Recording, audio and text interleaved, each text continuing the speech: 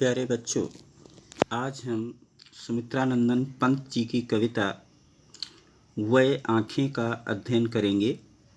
कविता में पंत जी ने युग युग से शोषित किसान की स्वाधीनता के बाद के जीवन की दुर्दशा का चित्रण किया है। विकास की अवधारणाओं के बावजूद उसके व्यक्तिगत तथा पारिवारिक जीवन में कोई विशेष परिवर्तन नहीं आया। तो हमारा किसान किन समस्याओं से जूझता है उसका चित्रण इस कविता में कवि ने किया है। तो कविता कुछ इस प्रकार है। अंधकार की गुहा सरीखी उन आँखों से डरता है मन, भरा दूर तक उनमें दारुण दैन्य दुख का नीरव रोदन। वह स्वाधीन किसान रहा अभिमान भरा आँखों में इसका, छोड़ उसे मझधार आज संसार कगार सदृश बह खिसका। किसान की अंधेरी गुफाओं समान अंदर धसी हुई आँखों की गहराई को देखकर मन में भय होता है कि कितनी गहराई पर जाकर जीवन के तत्व छिप गए हैं, वे मिलेंगे भी अथवा नहीं। उन आँखों में निराशा की अनुभूति कर एक सिहरन व्याप्त हो जाती है। उन आँखों में कितनी गहराइयों पर घोर दीनता और दुख का मूक रोदन भरा हुआ है। नीरव का अर्थ होता है बिना आवाज़ के, मूक रोदन का अर्थ होता है रोना। ऐसा लगता है कि वे खामोश आँखें वेदना की तीव्रता से रो देंगी अथवा घोर वेदना के कारण आँखें रोती हुई भी चुप हैं। वह स्वाधीन किसान रहा। वो किसान कभी स्वाधीनता पूर्वक जीवन यापन करता था। उस किसान की आँखों में किसी समय स्वतंत्र रहने का गर्व था। वह सबके लिए अन्न उपजाकर सबका पेट भरता है, किंतु आज संपूर्ण संसार उसे दुख के सागर में एकदम अकेला छोड़कर स्वयं किनारे के समान दूर हट गया है। युग युग से आहत किसान का जीवन कवि की भावनाओं को ठेस पहुंचाता है, क्योंकि जब तक किसान का जीवन खुशहाल था तो सभी लोग उसके साथ थे, लेकिन आज जब उसके जीवन में दुख है तो सारे लोग उसका साथ छोड़ करके चले गए हैं।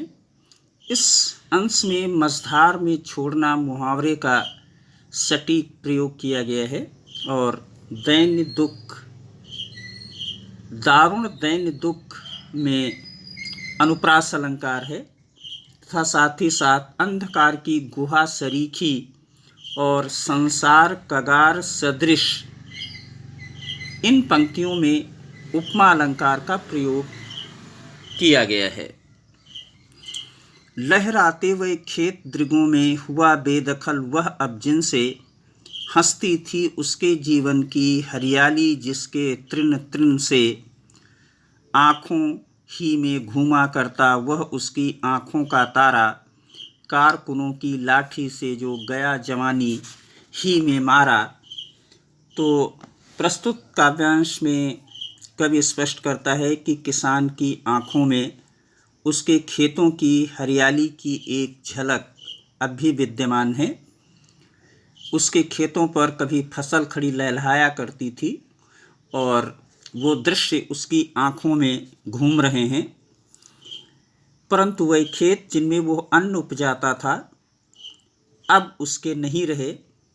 उन खेतों से जमींदार ने उसे अलग कर दिया है, उसके खेत छीन लिए गए हैं, उसे खेत विहीन कर दिया गया है। जिन खेतों के तिनके तिनके से उसके जीवन की हरियाली हंसती थी, अर्थात जिन खेतों की हरियाली को देखकर उसका मन प्रसन्न हो जाता था, जीवन खुशियों से भर जाता था, आज वह अपनी ही जमीन का भागी नहीं रहा। आँखों में ही घूमा करता वह उसकी आँखों का तारा। जमींदार के जो अत्याचार हैं वो यहीं तक सीमित नहीं रहे। उस किसान की आँखों में अपने अत्यंत प्रिय जवान पुत्र का चित्र आज भी घूम रहा है, जिसे जमींदार के कारिंदों के द्वारा युवावस्था में ही लाठियों से पीट पीट कर मार दिया गया। किसान का जीवन दीनता का पर्याय बनकर रह गया है। वो जीवन में अत्यंत लाचार है। अब प्रश्न ये है कि जमींदार के कारिंदों ने किसान के बेटे की लाठियों से पीट पीट कर हत्या क्यों की होगी? इसका कारण ये हो सकता है कि जमींदार के लोग, महाजन के लोग अपने कर्ज का पैसा वसूल करने के लिए किसान के घर आए होंगे और उन्होंने किसान के लिए अपशब्दों का प्रयोग किया होगा और अपने पिताजी के लिए अपशब्दों का प्रयोग करने पर उन लोगों का उसने विरोध किया होगा, जिसके परिणाम स्वरूप महाजन के लोगों ने किसान के बेटे की हत्या कर दी। तो यहाँ पर तृण तृण में वीप्सा अलंकार का प्रयोग किया गया है और आँखों का तारा मुहावरे का भी एक सटीक प्रयोग कवि के द्वारा किया गया है। आगे वो कहता है, बिका दिया घर द्वार महाजन ने, न ब्याज की कौड़ी छोड़ी, रह रह आँखों में चुभती वह कुर्क हुई बर्धों की जोड़ी, उजरी उसके सिवा किसे कब पास दुहाने आने देती, आँखों में नाचा करती उजड़ गई जो सुख की खेती। महाजन ने किसान से अपना पैसा ब्याज सहित वसूल करने के लिए उसका घर द्वार बिकवा दिया। ब्याज की एक एक पाई वसूल करने के लिए उसने किसान के बैलों की जोड़ी भी नीलाम करवा दी। बैलों की जोड़ी का नीलाम होना आज भी रह रह कर किसान की आंखों में खटकता है, क्योंकि किसान अपने बैलों की उस जोड़ी से अपनी खेती बाड़ी का काम किया करता था। उसके पास एक गाय थी जिसका नाम उजरी था। उजरी गाय दूध निकालने के लिए उसके अतिरिक्त और किसी को पास नहीं फटकने देती थी और उसे भी उसने गरीबी की व्यवस्था के कारण बेच दिया। वो गाय भी उससे छिन गई। तो किसान की आंखों में उसके बीते सुख की लहलहाती खेती घूमती है, परंतु अब वह खेती पूर्णतः सूख गई है।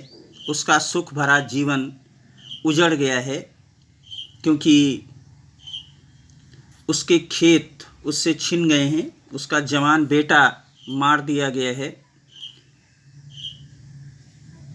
घर द्वार भी महाजन ने बिकवा दिया है। उसके पास एक अदद बैलों की जोड़ी थी जिससे वो अपना खेती बाड़ी का काम किया करता था, वो भी नीलाम हो गई है। और अब उसके पास उसकी गाय जिसका नाम उजरी था वो भी उसके पास नहीं रही।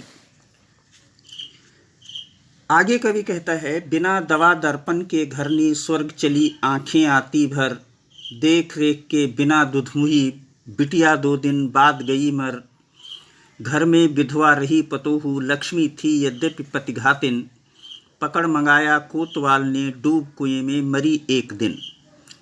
किसान की गरीबी की सीमा ये है कि उसकी बीमार पत्नी इलाज के अभाव में दम तोड़ देती है, अर्थात किसान के पास इतने पैसे भी नहीं बचे हैं कि वो अपनी बीमार पत्नी का इलाज करा सके।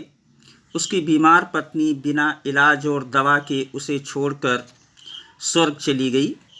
उसकी एक बहुत छोटी दूध पीने वाली पुत्री थी। माँ की मृत्यु के बाद देख रेख के अभाव में वो भी 2 दिन बाद काल का ग्रास बन गई। घर में विधवा रही पतोहू, किसान के घर में पुत्रवधू थी जो विधवा थी, क्योंकि उसके पति को महाजन के लोगों ने लाठियों से पीट पीट कर मार दिया था। यद्यपि वो उसकी दृष्टि में पति को खा जाने वाली थी, किंतु फिर भी घर की लक्ष्मी थी, क्योंकि जिस समय वो ब्याह करके आई थी उस समय उसे घर की लक्ष्मी माना गया था। लेकिन जब उसके पति की महाजन के लोगों ने हत्या कर दी तो उसके मारे जाने का सारा दोष उसके ऊपर आ गया। वह पुत्रवधू मर्यादा का पालन करने वाली थी, लेकिन एक दिन उसकी दयनीय असहाय और व्यवस्था का लाभ उठाकर जो इलाके का कोतवाल था उसने उसे पकड़कर मंगवाया और उसके साथ अभद्रता की, उसके साथ अनुचित शब्दों का प्रयोग किया और लोक लज्जा के कारण उसने कुएं में कूदकर आत्महत्या कर ली। इस प्रकार किसान का पूरा परिवार ही बिखर गया। इस अंश में भी आंखें भर आना मुहावरे का प्रयोग किया गया है। दवा दर्पण और देख रेख में अनुप्रास अलंकार का प्रयोग है। इसके अलावा घरनी, स्वर्ग, लक्ष्मी और पतोहू आदि तद्भव शब्दों का प्रयोग भी इसमें किया गया है। आगे कवि कहता है, खैर पैर की जूती जोरू न सही एक दूसरी आती, पर जवान लड़के की सुध कर सांप लौटते फटती छाती, पिछले सुख की स्मृति आँखों में क्षण भर एक चमक है लाती, तुरंत शून्य में गड़ वो चितवन तीखी नोक सदृश बन जाती। तो किसान का अपनी पत्नी के मरने और पुत्रवधू के आत्महत्या करने का इतना दुख नहीं है, क्योंकि पत्नी को तो वह पैर की जूती के बराबर मानता था। एक पत्नी न रही हो तो न सही उसके स्थान पर दूसरी आ जाएगी, परंतु जवान लड़के की याद आते ही उसकी छाती दुख से फटने लगती है। बेटे का दुख ऐसा दुख था जिसे भूल पाना उसके लिए आसान नहीं था। किसान का जीवन अतीत की सुखद और दुखद यादों वाला जीवन है। सुखद स्मृतियां जहां उसमें संतोष उत्पन्न करती हैं, वहीं दुखद स्मृतियां वेदना भी जगा देती हैं। तो इसीलिए कवि कहता है, पिछले सुख की स्मृति आँखों में क्षण भर एक चमक खिलाती।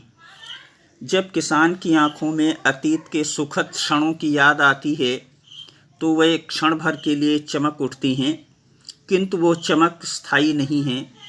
दूसरे ही क्षण वो चमक दृष्टि शून्य को बेधने लगती है।